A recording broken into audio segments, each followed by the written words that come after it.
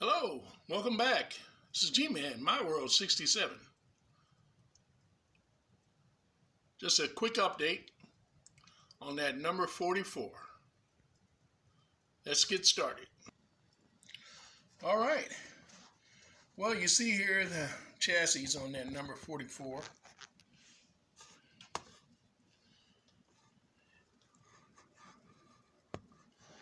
Try to set the camera here that we can get it at a good angle.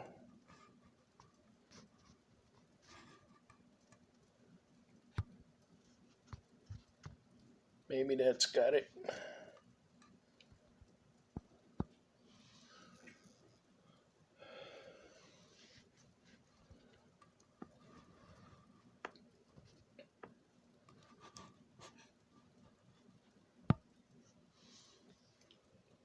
Okay. Well,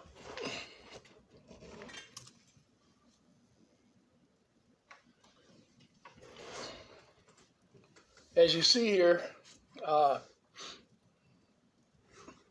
number 44 chassis. As I said, I had taken it apart and took off the brush cover, or the head, if you will, and cleaned that up and cleaned the brushes. The brushes were good. They were a little soft, but they were still good brushes. And had put them back in and had went through it, checked out this component again. This coil here in the rear end of this was actually bad. I'm going to move the camera again so that you can see better what I'm talking about. This coil was bad. I don't have another one to replace it right now, and so I just taped the wires up, disconnected it, taped the wires up around it, and it's going to be good. The body will cover that. I took this all apart to check out the little levers that's in it and everything, and it was still good. So once the coil's back in, that mechanism should work. It shouldn't be a big problem. And somebody that works with those, that knows more about them than I do, might be able to fix that. I don't know. But as for me, for right now, I don't even care if it runs anymore or not. As long as the engine runs and I can put the rockets on and they'll look good running around the layout.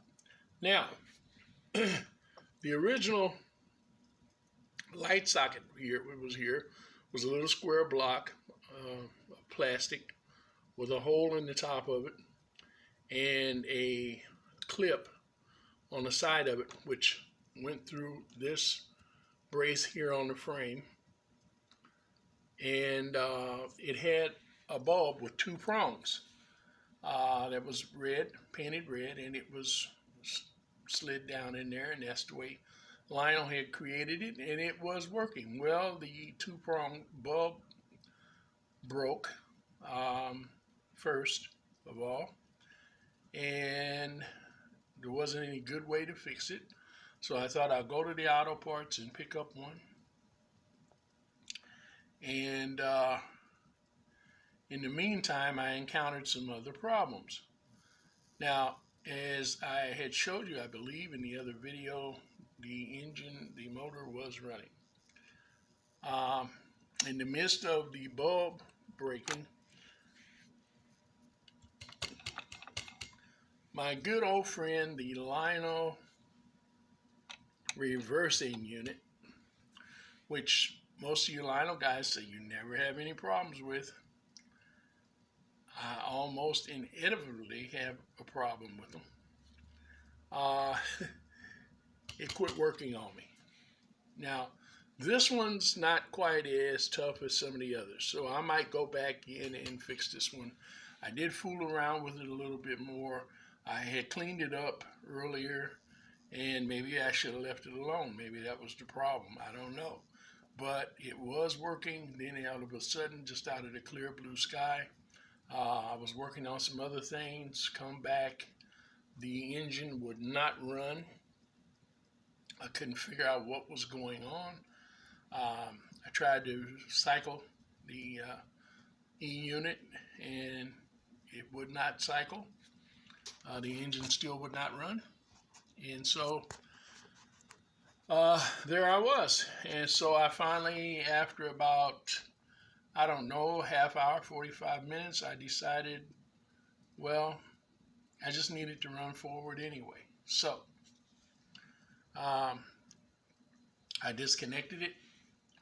And while I was doing that, I decided to go ahead and put in a light socket and go ahead and put in a regular bulb, a standard bulb. So that's what I did. I mounted the light socket to this frame brace and ground it. It's actually ground off of the E-unit. It's a double insulated bulb housing so that this frame brace would not actually make contact with the bulb holder. And so it had to be grounded. So I grounded it off of the frame, and it's not actually connected to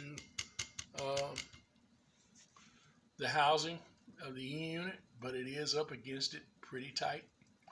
And it works great. I took the wire loose. Let me show you.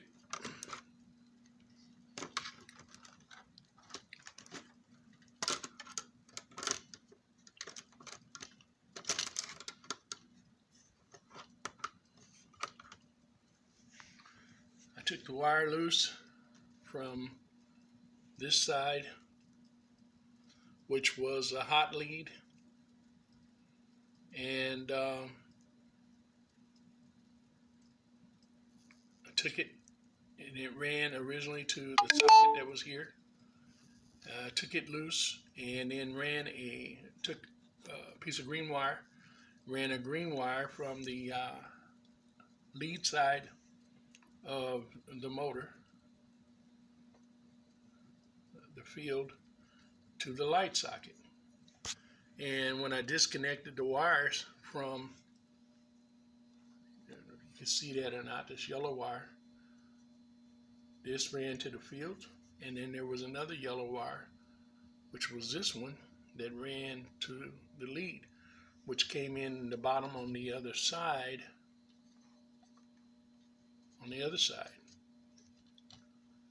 that ran to the truck. And so I took it and I brought another wire in and ran it as it came from the truck to here. I hope I'm not confusing anybody. But in other words, the lead wire ran in to this and then out to this. I disconnected the wire from this and went directly to the rear truck with it. I disconnected this other wire, which was here, which went to the other side of the coil, to your brushes, and brought it back to ground.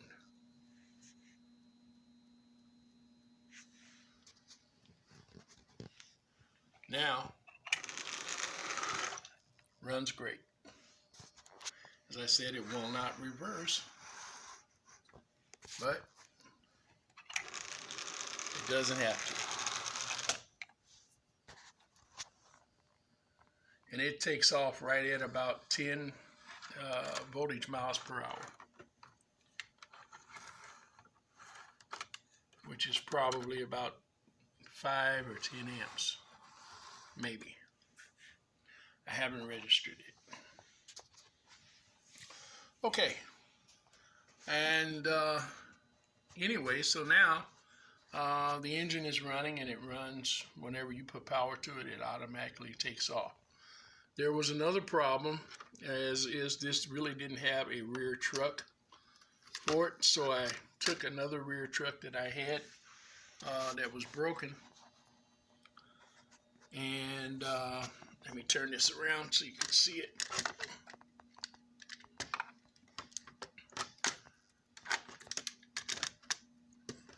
If you're wondering why I have that tape on there, I mean the rubber band on there, it's to hold it together while it's drying some more.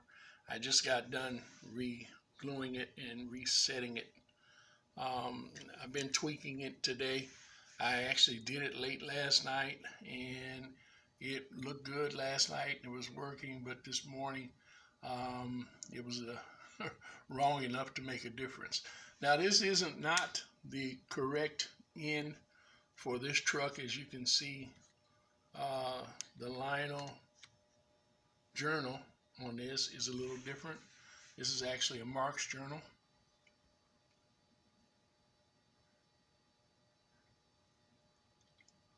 And I had some broken parts of plastic, of course, off of a Marks 558. And so I used that, glued it, tied it into the Lionel journal, and then I'm actually using on this end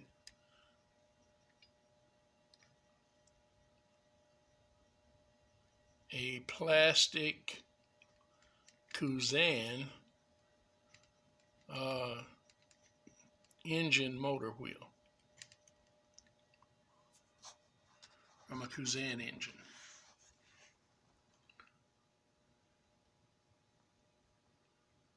And it works out great.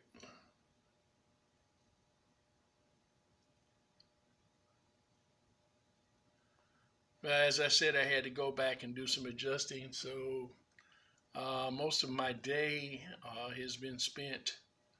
I decided to go back through the motor too.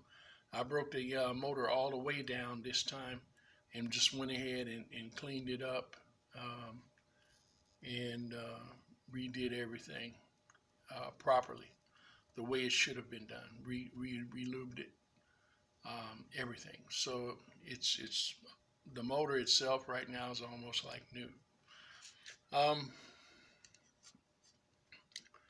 It didn't have a lot of wear on it. It was just really, really dirty.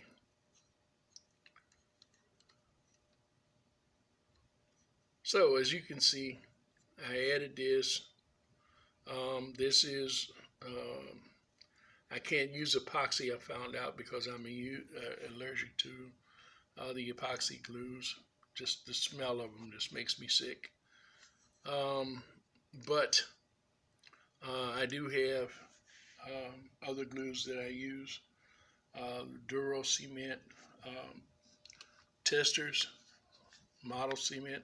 These all work good on the the majority of the plastics that are used in model trains. I've got a couple of others that I use too, like Gorilla Glue, and I don't have any of it right now, but it's an old glue and I can't think the name of it. But anyway, there's several different glues. There's all types of glues out there that you can use.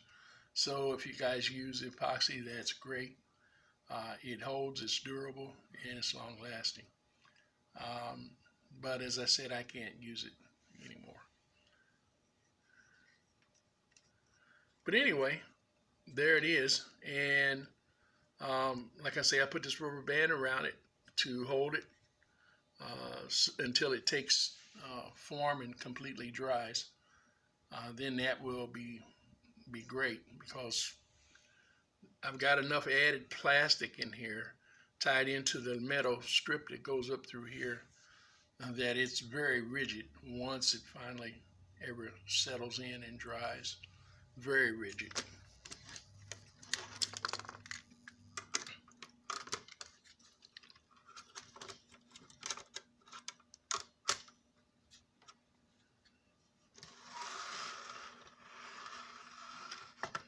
This engine has magnetic traction. I don't know whether I had mentioned that the other day or not.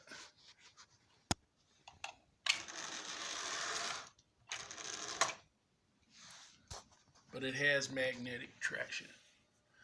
All right, Anyway, that's all I have for you for now. I ran this video a little longer than I intended to, but I really wanted to show you what was going on with it. These never had journals or side frames on them on the motor side of the frame. And why Lionel never put them on, I don't know. But I've never seen one that came from the factory with one. So I didn't worry about it. I'm not going to try to dress it up. It is what it is. Maybe if I ever have to replace that motor, I might put one in out of a F9 or F7 or something. I don't know. But as for now, it's still basically all Lionel except for this little repair I made right here and the addition of this light. It's been rewired. It's been the motor has been rebuilt. It has a new light, and when I get one in, I will add another side frame to it. Now I've got several engines I could take one off of, but then those engines are all I'm planning on fixing up here in the near future. So I don't want to do that. I'm just really limited on parts, and I'm trying to work with what I've got. Okay, well, that's all we have for now. Again, as always, thanks for tuning in, watching. I appreciate your comments. I appreciate you sharing these little projects with me. If you have any questions, you can always contact me at gman1924@hotmail.com. And as I always say, if you love and enjoy working on your trains and running them as much, half as much as I do mine, then you should have happy rails. Bye-bye.